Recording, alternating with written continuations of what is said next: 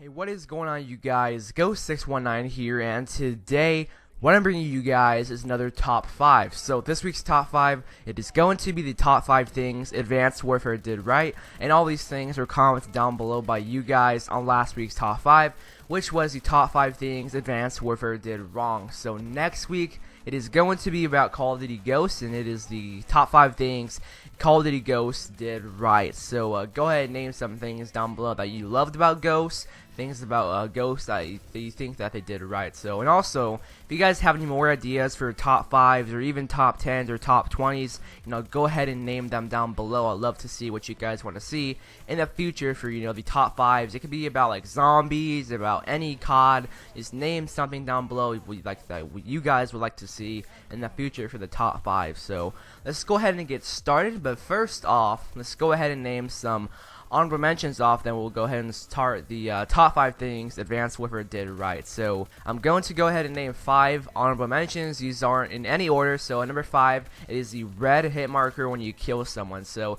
every time you get a kill, it pops up red, meaning that the guy is dead, and I absolutely love that. That helps out a ton, because back in BO2, MW3, and back in the previous CODs, that didn't happen, but back in Ghosts, that did change, because correct me if I'm wrong on this, but the last map pack for Ghost, I do remember, they added in a new update where if you kill someone, it pops up orange, knowing that they are dead. So it started off with the Ghost, but at the very end of Ghost's life cycle. So the red hit marker for AW, that does help out a ton. The next thing, it is the maps, and the game's pretty colorful. I really gotta admit that it's not like dull and gray like Ghost and the past Infinity War games. Like, it's very colorful like BO2, and I absolutely love that.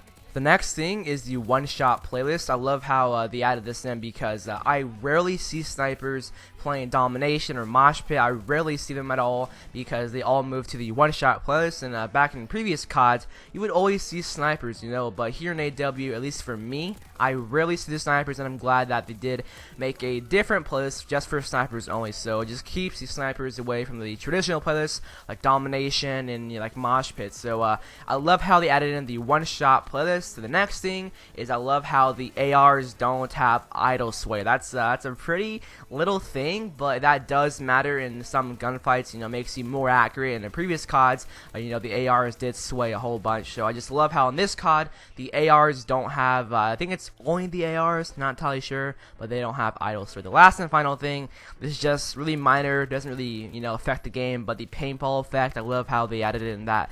And that feature in the game, it just I always use it. It just helps me because I know where my bullets are going. So the paintball effect. So those are the 5 things. Let's get right into the top 5 things Advanced Warfare did right. So starting things off, coming out the number 5 spot, it is the firing range. Of course, this is a new feature to multiplayer that we have never seen before, and I absolutely love it. So hopefully this does return in a future Call of Duty games. That'll be really cool. And with the firing range, I love how you can go in it like anytime you want. You can go in like maybe you're in a pregame lobby, you're bored, you still have you're still waiting for people to join the lobby. You can go ahead and test out your guns, test out your class, and if you do get a new weapon variant out of a supply drop, you can automatically test it to see if you like it. And if you don't like it, you can redeem it for XP, of course. So I love the firing range. I love how they added it in. But some things in here, like if you try to use a shotgun in the firing range, of course it won't work, because it's designed for like snipers, SMGs, and ARs, not really shotguns at all. But the firing range is an amazing addition to the multiplayer, and I hope it does return and the new Call of Duty games. So coming out the number 4 spot, it is supply drops. Of course, you guys already know what they are, so I'm not going to go in depth about them. But supply drops, it gives you like an incentive to play Advanced Warfare. Just go ahead and grind for supply drops each time you do get online. Also, it kind of builds up suspense because you don't know what you're going to get. It's always random, and also it's really addictive to keep on earning them. Really, it's just a hop on, earn supply drops, hop on. Earn supply drops, get off, hop on, and stuff. So they're pretty fun to get, and it also makes Advanced Warfare like somewhat fun, because you never know what you're gonna get. If you do get like the Speakeasy, the Inferno, the Insanity, you know, the AK Rip or the Obsidian Seed, if you get any of those guns, that'll make you more excited to play Advanced Warfare. Don't get me wrong on that. It does get me excited because I have gotten the HBR Insanity, and that did get me super excited to give me Insanity. So, you know, just it makes AW a little bit fun to play. Don't get me wrong on that. You always want to, like, you know, go for the good guns, the Speakeasy, the Insanity, the Obsidian Seed. Like, I got the Obsidian Seed so many times. Wish I can give it to you guys, but supply drops are number 4. So coming out of the number 3 spot, it is customization, and if you guys have been noticing with the past Call of Duty games, Ghosts, as well as with Advanced Warfare, customization in Call of Duty has been becoming more of a thing now, and becoming more of like one of the main focuses of multiplayer. Of course, with AW, you know, of course, like with Ghosts. Like with Ghosts, we had a wide variety of customization we had never seen before, and they did go very in depth. But with Advanced Warfare, of course, they went in depth from head to toes, literally head to toes.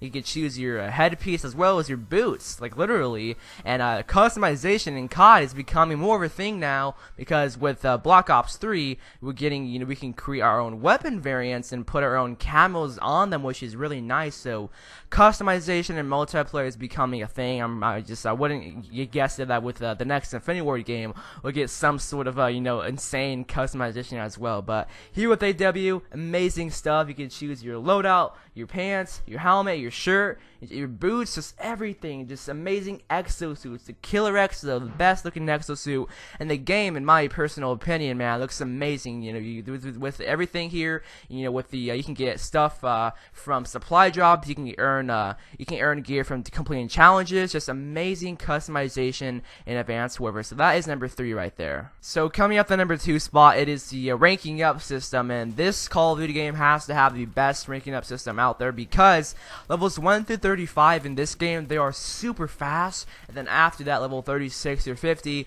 they just drop off and they're relatively slow. But I think that this game has the best ranking up system in my own personal opinion. You rank up super fast in this game, and you can get to Grandmaster pretty easy if you do, you know, put the time out there and stuff. But I love how you rank up really fast. That's one thing that they definitely did right. You can play SND, and that makes the process of leveling up super insanely fast, as well as playing Domination, Uplink, and Hardpoint. Just the SND is just amazing to rank up. Like literally, it's amazing, and you can rank up super fast. So the leveling up system in this game, it's amazing, and that's one of the things that Advanced Warfare definitely did right. So the last and final thing that Advanced Warfare did right is the maps. I do think that the maps in this game are one of the best default maps in any Call of Duty game, because with Ghosts, the default multiplayer maps, most of them are pretty huge. Stonehaven, Siege, Stormfront, like a lot of them are very huge, and that's one of the reasons why people did not like Call of Duty Ghosts, was because of the map sizes. Most of them were not 3-laned. And here with AW, I think that Advanced Warfare has one of the best default maps in multiplayer out of every COD we've played. And I do think that every map in this game is good, except for like 4 of them. Like, I don't enjoy playing on Horizon, I don't enjoy playing on Green Band, Instinct, or Defender. Those are the 4 maps that really get to me and I hate playing on. But every map besides those ones, Comeback, Terrace, Riot, Solar, Ascend, Retreat, amazing maps. They're good flowing, consistent. You can keep your momentum going and go to point A to point B very quickly. So that was number 1, the maps in Advanced Warfare. Hopefully you guys did enjoy, and I'm out of here. Peace out, guys.